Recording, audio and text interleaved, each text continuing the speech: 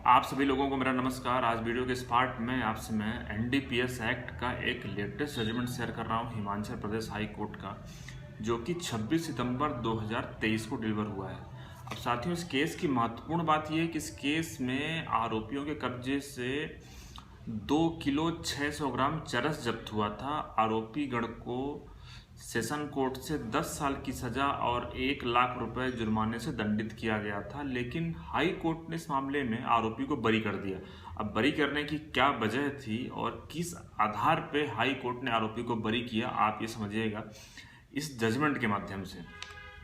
तो साथियों, ये जो जजमेंट है ये AIR में पब्लिश हुआ है और इस केस की कहानी कुछ ऐसी थी कि इस केस में पुलिस रूटीन चेकिंग करती है और उसमें पुलिस को ये एक कार मिलती है और उस कार के अंतर्गत चरस जब्त होता है 2 किलो 600 ग्राम।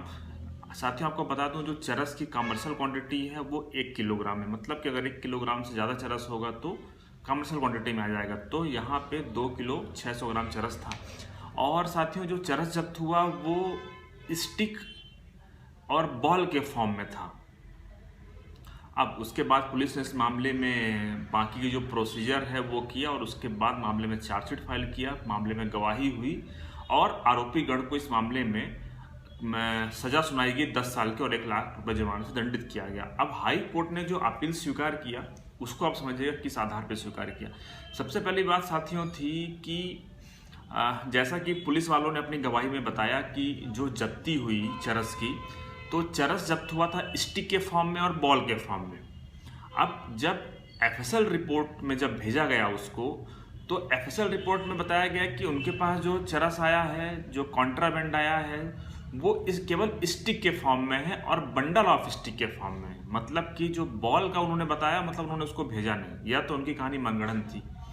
क्योंकि कानून क्या कहता है कि अगर हर पैकेट से जो भी जब्त होगा आपको वो FSL में भेजना पड़ेगा।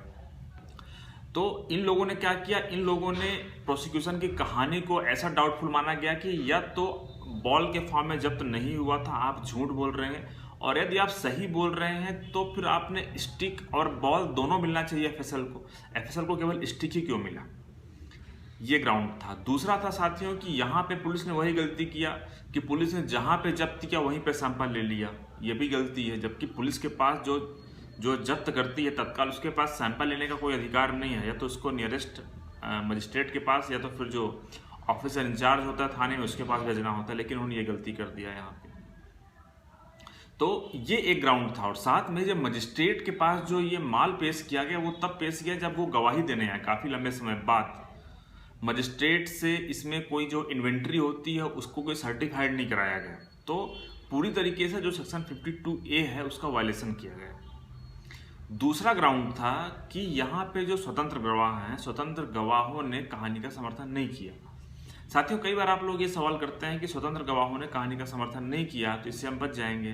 तो इसका जवाब है साथियों, देखिए, स्वतंत्र गवाह ने अगर आपकी कहानी का समर्थन नहीं किया है तो आप उनको केवल होस्टाइल मत करिए, केवल उनसे ये मत कहिए कि नहीं आप वहाँ पे गए तो उन्होंने कहा हम नहीं गए। उनसे आप उनके फैक्ट निकलवाइए कि वो आखिर कितने बजे पहुँचे, कितने बजे फ़ोन आया, फिर वहाँ से कितने बजे गए। उनसे कुछ नए फैक्ट आप निकलवाएंगे तो आप एटलीस्ट कहानी में डाउट पैदा कर पाएंगे। अगर उन्होंने सिंपल सारी कहानी को डिनाई कर दिया तो आपको लग रहा है कि आपके फेवर में, ऐसा नहीं है। अगर उन्होंने कहानी डिनाई किया तो अच्छी बात है, लेकिन आपको साथ में उनसे उनके जो फैक्ट है कि आखिर आपको फ़ोन कब आया। जैसे इस केस में क्या हुआ, इस केस में पुलिस ने गाड़ी रुकवाई 1 बजे और स्वतंत्र गवाहों के पास फ़ोन चला गया 1:02 पे। तो ऐसा पॉसिबल नहीं है कि आपके पास गाड़ी मिली और तत्काल, क्योंकि हर गाड़ी को पहले तो एक बार चेक किया जाता है और पुलिस वालों ने ये कहा कि हर गाड़ी को चेक करने में लगभग 10 मिनट का वक्त लगता है। अब इसमें पुलिस ने गाड़ी रोकी 1 बजे और 1:02 पे फ़ोन चला गया स्वतंत्र गवाहों को, तो कहानी डाउटफुल हो गई। तो आप स्वतंत्र गवाह से नए फैक्ट अगर आप उनसे निकलवाएंगे तो वो आपके लिए कहानी में कॉन्ट्रडिक्शन करने के काम आएंगे, जैसा कि इस केस में हुआ था। अब इस केस में क्या हुआ था, इस केस में ये बताया गया कि जो पुलिस ने गाड़ी पकड़ी वो 1 बजे पकड़ी और साथ में जो रिकवरी में तैयार हुआ वो भी 1 बजे तैयार हुआ। जबकि पुलिस वालों से ही पूछा गया कि भाई किसी भी गाड़ी को चेक करने में कितना वक्त लगता है, तो उन्होंने कहा 10 मिनट। गाड़ी की और रिकवरी मेमो बनाने में कितना वक्त लगता है, उन्होंने कहा लगभग 30 से 40 मिनट। मतलब कि अगर गाड़ी आपकी 1 बजे ही पकड़ी गई तो आपको रिकवरी मेमो बनाने में लगभग 1:30 बज जाएंगे, 1:40 हो जाएंगे। लेकिन इस मामले में जो रिकवरी मेमो था वो भी 1 बजे ही उसमें टाइम लिखा हुआ था, तो यहाँ पे पुलिस की कहानी डाउटफुल हो गई। तो कोर्ट ने यहाँ पे पाया कि एनडीपीएस जितना गंभीर अपराध है, कोई भी अपराध जितना गंभीर होता है, पुलिस के ऊपर, प्रोसिक्यूशन के ऊपर उतनी ही गंभीर जिम्मेदारी होती है कि उस मुकदमे को बिना किसी शक के साबित करें।